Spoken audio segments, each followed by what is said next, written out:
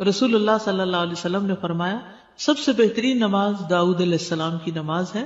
وہ نصف رات سوتے تھے، تہائی رات جاگتے تھے اور رات کا چھٹا حصہ سوتے تھے. یعنی پہلے کچھ دیر سو جاتے اور پھر درمیان میں جاگتے، پھر آخر میں پھر سو جاتے. تو اس طرح پھر ان کی تھکاوٹ بھی نہیں ہوتی. جو رات کے بالکل ارلی حصے کا سونا ہوتا ہے نا، وہ اگر انسان کو مل جائے تو وہ اتنا زبردست ہوتا ہے گویا وہ انسان ساری رات سو چکا، کئی گھنٹوں کی نیند کے برابر ہوتا ہے. اس میں تھکاوٹ جلد اترتی بنسبت پچھلی رات سو. صحابہ کا قیام.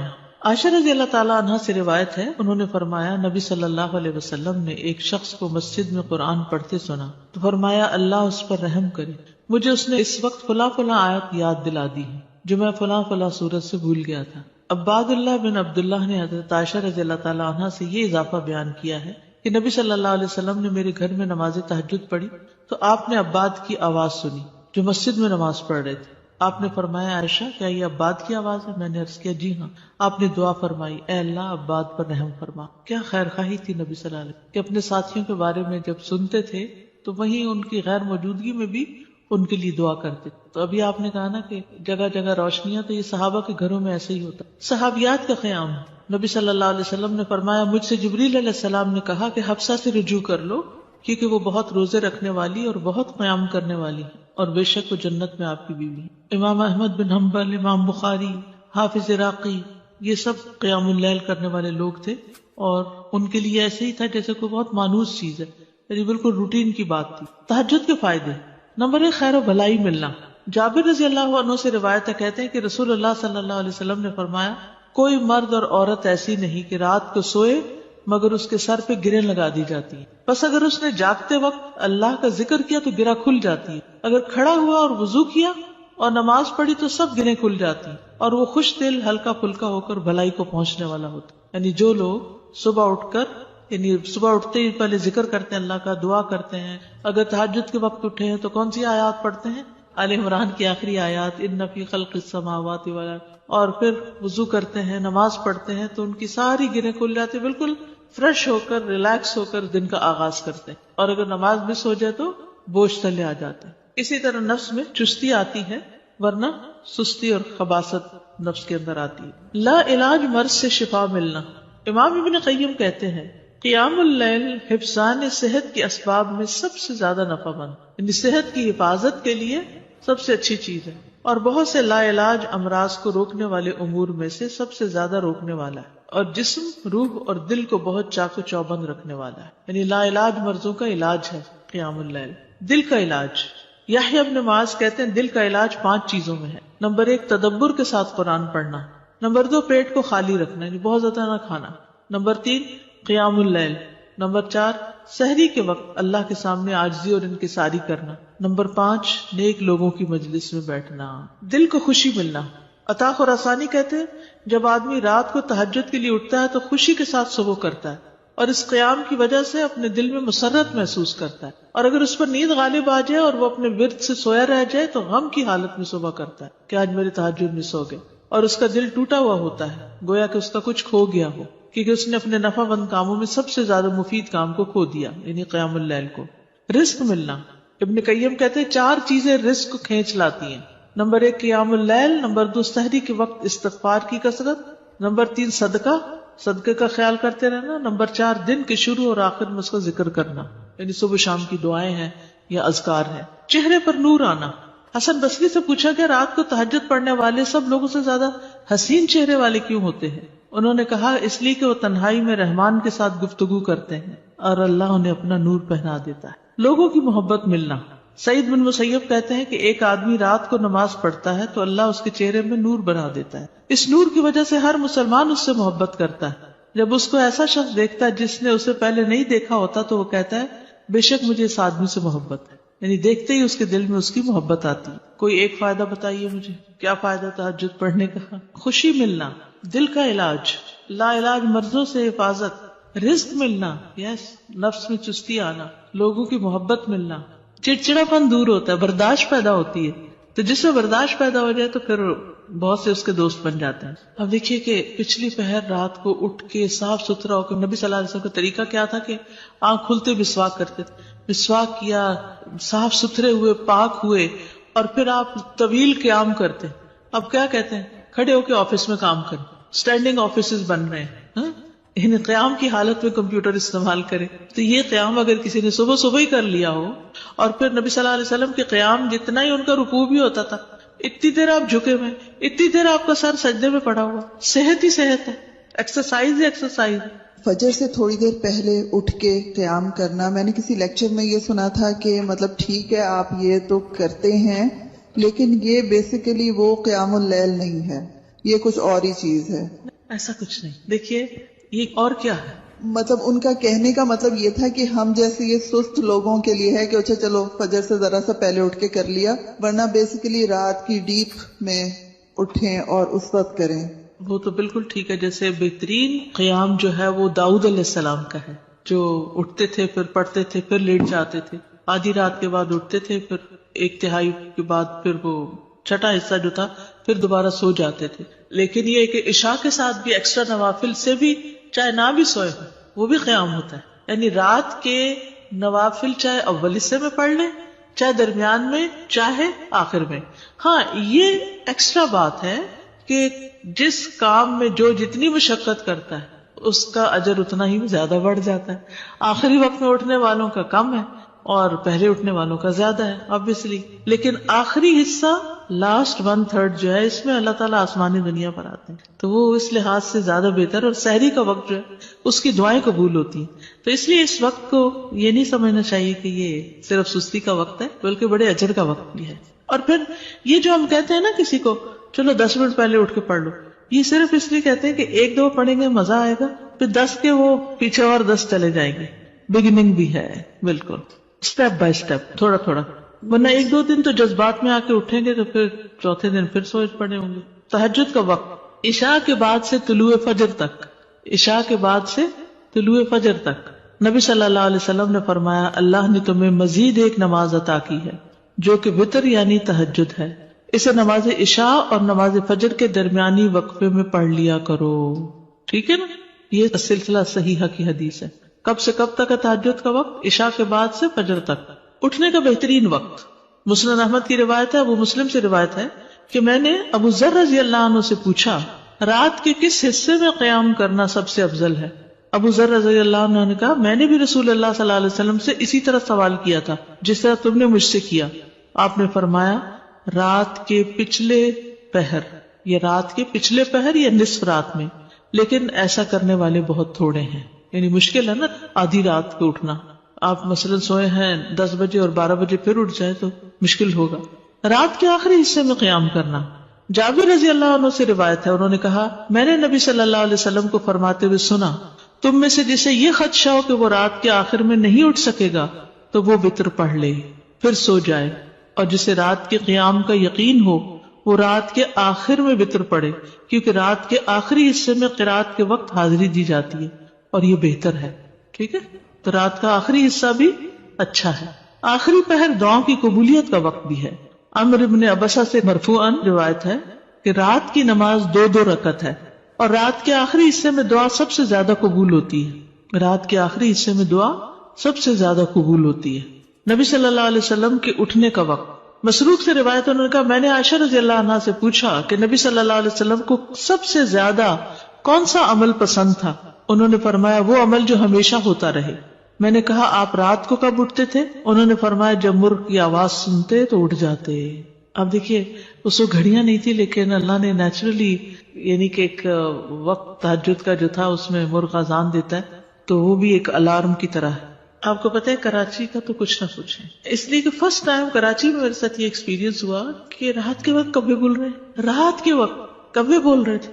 یہ فرسٹ ٹائم میں نے دیکھا تو میں نے کہا یہ کیا ہوا ہے، یعنی میں پریشان ہو گئی جب شروع میں گئی وہاں، یہ کیا ہو رہا ہے. پھر مجھے سمجھ میں آیا کہ یہاں کراچی میں تو ساری رات ٹریفک چل رہی ہوتی ہے اور لوگ جاگ رہے ہوتے ہیں کہ کراچی میں لوگ رات کو زیادہ جاگتے ہیں تو وہ پھر کبھی بھی جاگنے لگے. کھانا ملتا ہے، بالکل کھانا بھی ملتا ہے. اب دیکھیں ریسٹورینٹس کے باہر وہ پرندے اڑ کے رات کے وقت آ کے بیٹھ لے جاتے ہیں کیونکہ دن کو وہ سب بند پڑا ہوتا ہے بیچارے، ان کا رزق بھی رات کو کھلتا ہے. ان کا یعنی کہ وہ سارا سسٹم ڈسٹرب ہو چکا ہے. جیسے انسان ڈسٹرب ہو گئے تو پرندے بھی ڈسٹرب ہو گئے. حضرت عائشہ سے روایت فرماتی ہیں آپ صلی اللہ علیہ وسلم شروع رات میں سوتے اور آخر رات میں بیدار ہو کر تہجد کی نماز پڑھتے. نبی صلی اللہ علیہ وسلم کا نصف رات کو اٹھنا، آدھی رات کو، یہ وہ حضرت ابن عباس والی روایت ہے جس میں ابن عباس آپ صلی اللہ علیہ وسلم کے گھر میں آ کر رکے تھے اور پھر جب آدھی رات گزر گئی تو آپ بیدار ہو کر تہجد پڑھنے لگے. نبی صلی اللہ علیہ وسلم کا سحری سے قبل نماز سے فارغ ہونا. حضرت عائشہ کہتی ہیں کہ جب سحری کا وقت ہوتا تو میں نبی صلی اللہ علیہ وسلم کو اپنے پاس سویا ہوا ہی پاتی، یعنی آپ تہجد پڑھ کے دوبارہ سو جاتے تھے. حضرت عائشہ سے روایت بیان کرتی ہیں کہ بلا شبہ اللہ عز و جل رسول اللہ صلی اللہ علیہ وسلم کو رات میں جگا دیتے، چنانچہ صبح نہ ہو پاتی کہ آپ اپنے معمول کی عبادت سے فارغ ہو چکے ہوتے تھے. تہجد کے لیے بیدار ہونے کی سنتیں. آنکھ کھلنے پر دعا پڑھنا. نبی صلی اللہ علیہ وسلم نے فرمایا جو شخص رات کو بیدار ہو کر یہ دعا پڑھے لا الہ الا اللہ وحدہ لا شریک لہ لہ الملک ولہ الحمد وہو علی کل شیء قدیر الحمد للہ وسبحان اللہ ولا الہ الا اللہ واللہ اکبر ولا حول ولا قوة الا باللہ ثم قال اللہم اغفر لی او دعا استجیب لہ فإن تودع وصلى قبلت صلاته. نبی صلی اللہ علیہ وسلم نے فرمایا جو شخص رات کو بیدار ہو کر یہ دعا پڑھے لا الہ الا اللہ آخر تک اور پھر کہے اللہم اغفر لی، اے اللہ میری مغفرت فرما، یا کوئی اور دعا کرے جو اس کی دعا ہے تو اس کی دعا قبول ہوتی ہے. پھر اگر اس نے وضو کیا اور نماز پڑھی تو نماز بھی قبول ہوتی ہے. ٹھیک ہے. آل عمران کی آخری 10 آیات پڑھنا. ابن عباس نے ابو المتوکل کو بتایا کہ انہوں نے ایک رات نبی صلی اللہ علیہ وسلم کے ہاں گزاری تو اللہ کے نبی رات کے آخری حصے میں اٹھے، باہر نکلے اور آسمان پر نظر ڈالی، پھر سورۃ آل عمران کی آیت پڑھی ان فی خلق السماوات والارض. 3 بار وقفے سے اٹھنا. ابن عباس کہتے ہیں وہ ایک رات رسول اللہ صلی اللہ علیہ وسلم کے ہاں سوئے تو رات کو آپ جاگے، مسواک کی اور وضو فرمایا. آپ اس وقت یہ آیات پڑھ رہے تھے ان فی خلق السماوات والارض. یہ آیات تلاوت فرمائی حتیٰ کہ سورت ختم کی، پھر آپ کھڑے ہوئے اور 2 رکعتیں پڑھی، ان میں بہت طویل قیام، رکوع اور سجدے کیے، پھر واپس پلٹے اور سو گئے یہاں تک کہ آپ کی سانس کی آواز سنائی دینے لگی. پھر آپ نے اس طرح 3 دفعہ کیا، 6 رکعتیں پڑھی. ہر دفعہ آپ مسواک کرتے، وضو فرماتے اور ان آیات کی تلاوت فرماتے. پھر آپ نے 3 وتر پڑھے، پھر مؤذن نے اذان دی تو آپ نماز کے لیے باہر تشریف لے گئے. یعنی بار بار وضو کیا، بار بار مسواک کیا اور بار بار ان فی خلق پڑھا اور عبادت کی. بیدار ہوتے ہی مسواک کرنا. ابن عمر سے مرفوعاً مروی ہے کہ آپ صلی اللہ علیہ وسلم جب سوتے تو مسواک آپ کے پاس ہوتی، جب بیدار ہوتے تو مسواک سے ابتدا کرتے. اسی طرح جب آپ تہجد کے لیے کھڑے ہوتے تو اپنا منہ مسواک سے اچھی طرح صاف کرتے. 2 رکعتیں پڑھ کر سلام پھیرتے اور مسواک کرتے. سبحان اللہ، کس کثرت کے ساتھ منہ صاف کرتے. صحابہ کو بھی حکم دیا جاتا کہ رات کو اٹھے تو مسواک کرے. پھر درمیانہ وضو کرنا. ابن عباس سے روایت ہے انہوں نے کہا میں نے ایک رات اپنی خالہ میمونہ کے ہاں گزاری. نبی صلی اللہ علیہ وسلم رات کو اٹھے اور اپنی ضرورت کی جگہ آئے، پھر اپنا چہرہ اور دونوں ہاتھ دھوئے، پھر سو گئے اور پھر اٹھے اور مشکیزے کے پاس آئے، اس کا بندھن کھولا، پھر 2 وضو کے درمیان کا وضو کیا، یعنی ہلکا سا وضو، اور پانی زیادہ استعمال نہیں کیا اور اچھی طرح وضو کیا. پھر اٹھے اور نماز شروع کی. کم سے کم اور زیادہ سے زیادہ تعداد کتنی رکعتیں پڑھنی چاہیے؟ ٹھیک ہے، یہ بھی بڑا اہم سوال ہے. اکثر لوگ پوچھتے ہیں تہجد کتنی رکعتیں، تو یہ ظہر اثر وغیرہ کی طرح مقرر رکعتیں نہیں ہیں، اس میں وسعت ہے. ٹھیک ہے، کم سے کم اور زیادہ سے زیادہ تعداد. ابن عثیمین کہتے ہیں نبی صلی اللہ علیہ وسلم سے رات کی نماز کے متعلق سوال کیا گیا تو آپ نے فرمایا رات کی نماز 2 رکعت ہے، مثنا مثنا، اور آپ نے اس کو کسی تعداد کے ساتھ متعین نہیں کیا. آپ نے یہ نہیں فرمایا 4 ہے، 6 ہے، 8 ہے، 10 ہے، نہیں. کیا فرمایا؟ 2 ہے. تو جب نبی صلی اللہ علیہ وسلم نے اس کے لیے کسی گنتی کو متعین کیے بغیر کیفیت کو واضح کر دیا تو اس سے معلوم ہوا کہ نماز کا معاملہ اس بارے میں وسعت رکھتا ہے، یعنی اس میں کافی گنجائش ہے. انسان 100 رکعتیں بھی پڑھ سکتا ہے اور 1 رکعت کے ساتھ اس کو وتر بنا سکتا ہے. تو اصل بات یہ کہ انسان جتنی طاقت پاتا ہے اتنی رکعتیں ادا کر لے. ٹھیک. ابن باز رات کی نماز کی تعداد کے متعلق کہتے ہیں کہ یہ بات ہر انسان کی طاقت کی طرف لوٹتی ہے، اور نبی صلی اللہ علیہ وسلم 11 رکعت ادا کرتے اور 2 رکعت پر سلام پھیرتے. آپ علیہ الصلوۃ والسلام اپنی قرات، اپنے رکوع اور اپنے سجدوں کو لمبا کرتے تھے اور قیام اللیل کو 2 ہلکی پھلکی رکعتوں کے ساتھ شروع کرتے تھے. سب سے بہتر یہی ہے، اور اگر وہ 3، 5 یا اس سے بھی زیادہ پڑھتا تو کوئی حرج نہیں. ہر ایک اپنی طاقت کے مطابق ادا کرے گا، اس میں کوئی حد نہیں. لیکن سب سے افضل صورت 11 رکعت نماز پڑھنا ہے، 8 تہجد اور 3 وتر. نبی صلی اللہ علیہ وسلم کا رمضان اور غیر رمضان میں 11 رکعت سے زیادہ نہ پڑھنا. ابو سلمہ بن عبد الرحمن سے روایت ہے، انہوں نے عائشہ رضی اللہ تعالی عنہا سے پوچھا، اور یہ صحیح مسلم کی روایت ہے، کہ رمضان میں رسول اللہ صلی اللہ علیہ وسلم کی نماز کیسے ہوتی تھی؟ انہوں نے جواب دیا، رسول اللہ صلی اللہ علیہ وسلم رمضان اور اس کے علاوہ دوسرے مہینوں میں فجر سے پہلے 11 رکعتوں سے زیادہ نہیں پڑھتے تھے. شیخ البانی کہتے کہ صحیح نص کے ذریعے رسول اللہ صلی اللہ علیہ وسلم کے فعل سے قیام اللیل کی رکعات کی تعداد 11 ثابت ہے، اور جب ہم اس میں غور کرتے ہیں تو ہمارے لیے انتہائی واضح طور پہ ظاہر ہو جاتا ہے کہ آپ اپنی پوری زندگی اس گنتی پر قائم رہے، خواہ رمضان ہو یا اس کے علاوہ، آپ اس سے زیادہ نہیں پڑھتے تھے. جہاں 13 کی بات آتی ہے نا تو وہ 2 سنت فجر کی بھی شامل کر لیتے ہیں. حضرت عائشہ سے روایت ہے، نبی صلی اللہ علیہ وسلم رات کو 11 رکعتیں پڑھتے، 8 رکعتیں تہجد اور 3 وتر. کبھی 9 رکعتیں بھی پڑھی ہیں آپ نے، ٹھیک ہے، کبھی 7 رکعتیں بھی ادا کی ہیں آپ نے، اور 7 سے کم نہیں پڑھی، یعنی 6 پڑھ کے 1 وتر کیا ہے، 7 سے کم نہیں پڑھی اور 13 سے زیادہ نہیں پڑھی. رکعات کی ادائیگی کا طریقہ کیا ہے؟ 2 کر کے پڑھنا. حضرت عبداللہ بن عمر سے روایت، انہوں نے کہا، ایک آدمی نے پوچھا کہ اللہ کے رسول رات کی نماز کیسے ادا کی جائے؟ آپ نے فرمایا، رات کی نماز 2 رکعتیں ہیں، جب صبح ہونے کا اندیشہ ہو تو 1 وتر پڑھ لو. جب آپ تہجد پڑھتے تو ہر 2 رکعتوں کے بعد سلام پھیرتے اور 2 ہلکی رکعتوں سے آغاز کرتے. زید بن خالد جوہنی سے روایت ہے، انہوں نے کہا، میں آج رسول اللہ صلی اللہ علیہ وسلم کی نماز کا مشاہدہ کروں گا، یعنی رات کی نماز کا. میں نے دیکھا کہ آپ نے 2 ہلکی رکعتیں پڑھی، پھر 2 انتہائی لمبی، بہت ہی زیادہ لمبی رکعتیں ادا کی، پھر 2 رکعتیں پڑھی جو ان 2 لمبی رکعتوں سے ہلکی تھی، پھر 2 پڑھی جو پہلے والوں سے کم تھی، پھر 2 پڑھی جو اپنے پہلی والی رکعتوں سے کم تھی، پھر 2 رکعتیں پڑھی جو اپنی پہلی والی رکعتوں سے کم، پھر وتر ادا کیا.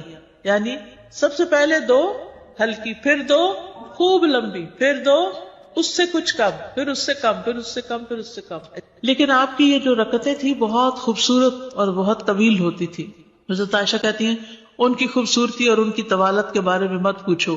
پھر 4 رکعتیں پڑھتے، ان کے حسن، ان کی طوالت کے بارے میں نہ پوچھو. پھر 3 رکعتیں پڑھتے، یعنی 4 کے بعد تھوڑا سا بیچ میں وقفہ، پھر لمبے سجدے کرتے تھے. حضرت عائشہ کہتی ہیں کہ رسول اللہ صلی اللہ علیہ وسلم رات کو 11 رکعات پڑھتے تھے، یہ آپ کی رات کی نماز تھی. اس میں آپ اتنا طویل سجدہ کرتے کہ اپنا سر اٹھانے سے پہلے تم میں سے کوئی 50 آیتیں پڑھ لے. تہجد میں قرات، لمبی قرات کی فضیلت صحیح مسلم میں ہے. جابر رضی اللہ عنہ سے روایت ہے، انہوں نے کہا کہ رسول اللہ صلی اللہ علیہ وسلم نے فرمایا، فضیلت والی نماز وہ ہے جس میں قیام لمبا ہو، یعنی دیر تک کھڑے رہے. 10 آیات کی تلاوت کا اجر. رسول اللہ صلی اللہ علیہ وسلم نے فرمایا، جس شخص نے 10 آیتوں سے قیام کیا وہ غافلوں میں سے نہیں لکھا جاتا. 100 آیات کی تلاوت کا اجر. رسول اللہ صلی اللہ علیہ وسلم نے فرمایا، جس نے 100 آیات کے ساتھ قیام کیا وہ فرما برداروں میں سے لکھا جاتا ہے. رسول اللہ صلی اللہ علیہ وسلم نے فرمایا، جس نے رات کی نماز میں 100 آیات کی قرات کی اسے غافلین میں نہیں لکھا جاتا اور اسے فرما برداروں میں لکھ لیا جاتا ہے. 1000 آیات کی تلاوت کا بے انتہا اجر. رسول اللہ صلی اللہ علیہ وسلم نے فرمایا، جو 1000 آیات سے قیام کرے وہ بے انتہا ثواب جمع کرنے والوں میں لکھا جاتا ہے. مقنطرین کا لفظ آتا ہے. نبی صلی اللہ علیہ وسلم کی قرات. آپ صلی اللہ علیہ وسلم کی تہجد میں قرات مختصر ہونے یا لمبی ہونے کے اعتبار سے مختلف ہوتی تھی. کبھی آپ ہر رکعت میں یا ایھا المزمل کی مقدار کے مطابق قرات کرتے تھے، اور یہ 20 آیات والی سورت ہے، ٹھیک ہے. کبھی آپ ہر رکعت میں کیا پڑھتے؟ یا ایھا المزمل 20 آیات والی. کبھی 50 آیات کے برابر قرات کرتے تھے، اور کبھی کبھی سورۃ البقرہ اور آل عمران اور النساء بھی. تو اس سے ہی پتہ چلتا ہے کہ اس میں کوئی لگا بندہ قاعدہ نہیں کہ اتنی ضرور قرات کی جائے، حسب حالت کم یا زیادہ کی جا سکتی ہے. لیکن obviously جتنی کریں گے پھر اس کا اجر اتنا ہی مختلف ہو جائے گا. نبی صلی اللہ علیہ وسلم کا قیام لمبا ہوتا تھا. عبداللہ بن مسعود سے روایت ہے، وہ کہتے ہیں، میں نے ایک رات نبی صلی اللہ علیہ وسلم کے ہمراہ تہجد پڑھی تو آپ کافی دیر کھڑے رہے، حتیٰ کہ میں نے ایک برے کام کا ارادہ کیا. ہم نے کہا، آپ کا کیا ارادہ تھا؟ انہوں نے فرمایا، میں نے یہ ارادہ کیا کہ میں نبی صلی اللہ علیہ وسلم کو قیام میں چھوڑ کر خود بیٹھ جاؤں. تھک گئے ہوں گے. ایک ہی آیت کی مسلسل تکرار. حضرت عائشہ سے مروی ہے، انہوں نے کہا کہ نبی صلی اللہ علیہ وسلم نے ایک رات قرآن کی ایک ہی آیت سے قیام کیا، یعنی ایک آیت بار بار پڑھتے رہے، بار بار پڑھتے رہے. اور وہ کیا آیت تھی؟ ان تعذبہم فانہم عبادک وان تغفر لہم فانک انت العزیز الحکیم. اگر تو ان کو سزا دے تو بے شک وہ تیرے ہی بندے ہیں، اور اگر تو معاف کر دے تو بے شک تو ہی غالب بڑی حکمت والا ہے. یعنی یہ تو تجھ پر، یعنی کہ ایک طرح سے رحم ہی کی درخواست کر رہے ہیں کہ تیرے بندے ہیں، تو رحم فرما دے ان پر. اسی طرح سورۃ الاخلاص کی تکرار، بار بار ایک ہی سورت. پھر اسی طرح جہری اور سری دونوں طرح سے قرات کرنا جائز ہے. آپ چاہیں تو تہجد میں بلند آواز سے تلاوت کریں، چاہیں تو دل میں پڑھیں. غزیف بن الحارث سے روایت ہے کہ میں نے عائشہ رضی اللہ تعالی عنہا سے کہا، کیا آپ نے دیکھا کہ رسول اللہ صلی اللہ علیہ وسلم قرآن اونچی آواز سے پڑھتے تھے یا خاموشی سے؟ فرمایا کبھی اونچی آواز سے پڑھتے، کبھی دھیمی آواز سے. میں نے کہا اللہ اکبر، تمام تعریف اللہ کے لیے جس نے اس معاملے میں وسعت رکھی. اب یہ اختلاف نہیں، کیا ہے؟ وسعت ہے. ابو ہریرہ سے روایت ہے، وہ بیان کرتے ہیں کہ نبی صلی اللہ علیہ وسلم رات کو کبھی بلند آواز سے اور کبھی دھیمی آواز سے قرات کرتے. ابن عباس کہتے ہیں کہ نبی صلی اللہ علیہ وسلم کی قرات اس قدر بلند ہوتی کہ صحن میں بیٹھا آدمی سن سکتا تھا جب آپ گھر میں یعنی کمرے میں ہوتے تھے. حضرت عائشہ سے مروی ہے کہ ایک شخص رات کو اٹھا اور قرات کرنے لگا. اس نے اپنی آواز بلند رکھی. جب صبح ہوئی تو رسول اللہ صلی اللہ علیہ وسلم نے فرمایا اللہ فلاں پہ رحم فرمائے، اس نے رات مجھے کتنی ہی آیتیں یاد دلا دی جو میں بھول چکا تھا. تو بعض اوقات اونچی قرات سے دوسرے لوگوں کو فائدہ ہو جاتا ہے جو آس پاس ہوتے ہیں. درمیانی آواز میں قرات. ایک رات نبی صلی اللہ علیہ وسلم نکلے اور ابو بکر رضی اللہ عنہ کے پاس سے گزرے. وہ نماز پڑھ رہے تھے اور ان کی آواز دھیمی تھی. راوی کہتے ہیں اور آپ عمر بن خطاب کے پاس سے گزرے، وہ بھی نماز پڑھ رہے تھے، ان کی آواز بہت بلند تھی. کہتے ہیں جب وہ دونوں نبی صلی اللہ علیہ وسلم کے پاس اکٹھے ہوئے تو آپ نے فرمایا اے ابو بکر، میں تمہارے پاس سے گزرا، تم نماز پڑھ رہے تھے اور تمہاری آواز دھیمی تھی. انہوں نے کہا اللہ کے رسول، میں نے جس سے مناجات کی اسے سنایا، یعنی جس سے میں بات کر رہا ہوں اس کو تو دھیمی آواز بھی سن جاتی. کہتے ہیں پھر آپ نے عمر سے کہا میں تمہارے پاس سے گزرا اور تم بلند آواز سے نماز پڑھ رہے تھے. انہوں نے کہا اللہ کے رسول، میں سوتے کو جگا رہا تھا اور شیطان کو بگا رہا تھا. بس نبی صلی اللہ علیہ وسلم نے فرمایا اے ابو بکر، اپنی آواز کچھ بلند کیا کرو، اور اے عمر، تم اپنی آواز کچھ دھیمی رکھا کرو، درمیانی چیز. لیکن یاد رکھیے کہ دوسرے کو اذیت نہیں دینی چاہیے. اگر کوئی سو رہا ہے اور وہ چاہتا ہے کہ ہم اونچا نہ پڑھیں تو پھر اونچا نہ پڑھیں. یا کوئی اور بھی تہجد پڑھ رہا ہے، یعنی ایک ہی کمرے میں ہسبینڈ وائف دونوں پڑھ رہے ہیں اور دونوں ہی اپنی اپنی اونچی کر رہے ہیں تو کسی کی کوئی بات سنائی نہیں دے گی. ابو سعید کہتے ہیں کہ رسول اللہ صلی اللہ علیہ وسلم نے مسجد میں اعتکاف فرمایا. آپ نے لوگوں کو سنا کہ اونچی آواز سے قرات کر رہے تھے. آپ نے پردہ ہٹایا اور فرمایا خبردار، بے شک تم سب کے سب اپنے رب سے مناجات کر رہے ہو، مگر تم میں سے کوئی دوسرے کو ہرگز ایذا نہ دے، کوئی کسی کو تکلیف نہ پہنچائے، اور قرات میں اپنی آواز دوسرے پر بلند نہ کرے. یا فرمایا نماز میں، یعنی دو لوگ پڑھ رہے ہیں تو کوئی ایک دوسرے سے اونچا کرنے کی کوشش نہ کرے، اپنی اپنی نماز پڑھی جائے. ٹھیک ہے، اس میں وسعت ہے. اونچی آواز سے پڑھ سکتے ہیں اور نیچے سے، لیکن پسندیدہ کیا ہے؟ درمیانی آواز سے پڑھنا. لیکن اگر کوئی اور ساتھ پڑھ رہا ہو، مثلا آپ نے دیکھا ہوگا کہ بعض اوقات آپ پڑھتے ہوئے بھول جاتے ہیں اگر بیچ میں کوئی اور کسی بھی چیز کی آواز آ رہی تو اس صورت میں اگر دوسرے ہوں تو ان کی رعایت کرنی چاہیے. اس وسعت کا فائدہ یہ ہے نا، جیسے سجدے کی دعائیں یا رکوع کی یا اور اسی طرح کی، تو کبھی ایک پڑھ لے کبھی دوسری پڑھ لے تو اس سے نماز کے اندر ایک خوبصورتی رہتی ہے، ایک توجہ رہتی ہے. شیطان سے بچنے کے لیے اللہ کی پناہ لینا. ابو سعید خدری بیان کرتے ہیں کہ رسول اللہ صلی اللہ علیہ وسلم جب رات کو قیام فرماتے تو اللہ اکبر کہتے، پھر سبحانک اللہم و بحمدک و تبارک اسمک و تعالی جدک و لا الہ غیرک کہتے، پھر 3 بار لا الہ الا اللہ کہتے، 3 بار اللہ اکبر کبیرہ کہتے. اس کے بعد اعوذ باللہ السمیع العلیم من الشیطان الرجیم من ہمزہ ونفخہ ونفثہ پڑھتے. بخشش طلب کرنا. ربیعہ الجرشی سے روایت ہے، کہتے ہیں کہ ایک مرتبہ میں نے عائشہ رضی اللہ عنہا سے سوال کیا تو میں نے کہا کہ رسول اللہ صلی اللہ علیہ وسلم جب رات کو قیام کرتے تو کس چیز سے آغاز فرماتے؟ انہوں نے کہا کہ آپ 10 مرتبہ اللہ اکبر کہتے، 10 بار سبحان اللہ، 10 بار لا الہ الا اللہ، 10 بار استغفر اللہ، اور 10 مرتبہ یہ دعا اللہم اغفر لی واہدنی وارزقنی، اور پھر 10 بار یہ دعا اللہم انی اعوذ بک من الضیق یوم الحساب، دنیا کی تنگی سے دعا مانگنا. شریک حوزنی کہتے کہ میں ام المومنین عائشہ رضی اللہ عنہا کے پاس گیا اور ان سے پوچھا کہ رسول اللہ صلی اللہ علیہ وسلم جب رات کو اٹھتے تو کس چیز سے ابتدا کرتے؟ انہوں نے کہا تحقیق تو نے مجھ سے ایسا سوال کیا جس کے متعلق تجھ سے پہلے مجھے کسی نے نہیں پوچھا. آپ جب رات کو اٹھتے تو 10 بار اللہ اکبر کہتے، 10 بار الحمدللہ کہتے، 10 بار سبحان اللہ و بحمدہ کہتے، 10 بار سبحان الملک القدوس کہتے، 10 بار استغفر اللہ کہتے، 10 بار لا الہ الا اللہ کہتے، 10 بار اللہم انی اعوذ بک من ضیق الدنیا و ضیق یوم القیامہ، اس میں قیامت کی تنگی کا بھی ذکر آتا ہے اور دنیا کا بھی. پھر اسی طرح آپ اللہم اغفر لی واہدنی وارزقنی وعافنی بھی 10 دفعہ یہ اللہ اکبر الحمدللہ سبحان اللہ اور استغفر اللہ کرنے کے بعد یہ پڑھتے تھے. پھر سجدے کی دعا